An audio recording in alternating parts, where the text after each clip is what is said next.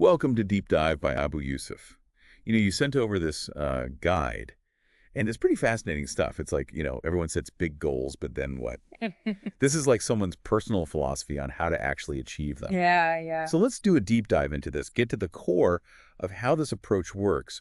What does it actually take, not just to dream, but to make things happen? Right, right. So looking at these principles you've laid out, it seems very practical, like a very grounded approach to tackling something big. Hmm. And it starts with something that some people might find a little Yeah, strange. you're right. It jumps right in, doesn't it? Just start. It even talks about a crazy start, just going for it without overthinking everything. What's the advantage of just taking that leap, even if you're not totally ready? Well, the key is getting over that initial hurdle. Sometimes we get stuck in the planning phase, just thinking and thinking. But that first step, even if it's a little messy, it gives you momentum. It moves you from thinking about doing to actually doing. Like pushing a heavy object. Exactly, like pushing a heavy object. That first push is always the hardest. I like that. And then right after that, we have start small, but stay consistent. So it's not like you have to go all out right away, just tiny regular steps. Why is that daily commitment so important, even if the steps seem small? Well, think about how we build habits. Consistency is key. Small actions repeated over time, they build a foundation, not just for reaching your goal, but for believing you can do it. It's like proving to yourself every day. Exactly. Proving to yourself every day that you can follow through. Okay, this next one, I have to admit, this one really got my attention. Success should be the last thing on your mind. Really focus on the process, not the outcome. It almost feels wrong. Shouldn't we be thinking about the end goal? It brings up a good point about motivation. If you're only focused on the outcome, every little setback feels like a disaster. But when you focus on the process, what you're learning, how you're improving, then you find value in the journey itself, no matter what the immediate results are. And let's face it, there will be bumps in the road. The guide doesn't shy away from this. It actually says failure is a must, embrace it.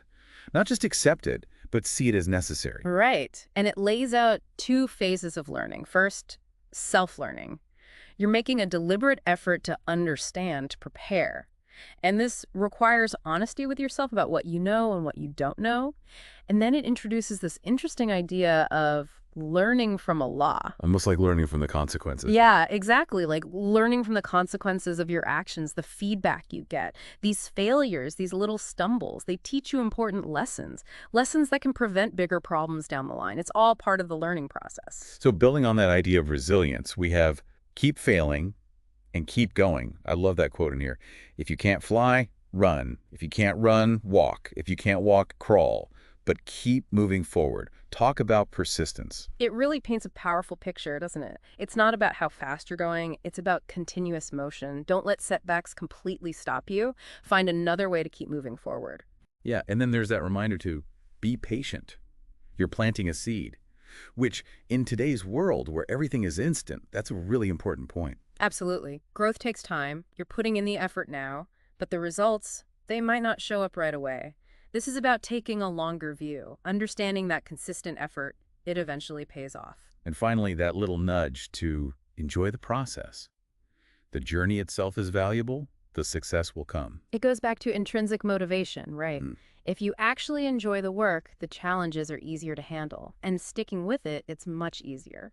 So taking a step back and looking at this guide as a whole, start, keep moving forward consistently, small steps, focus on learning and growing throughout the process, even the failures.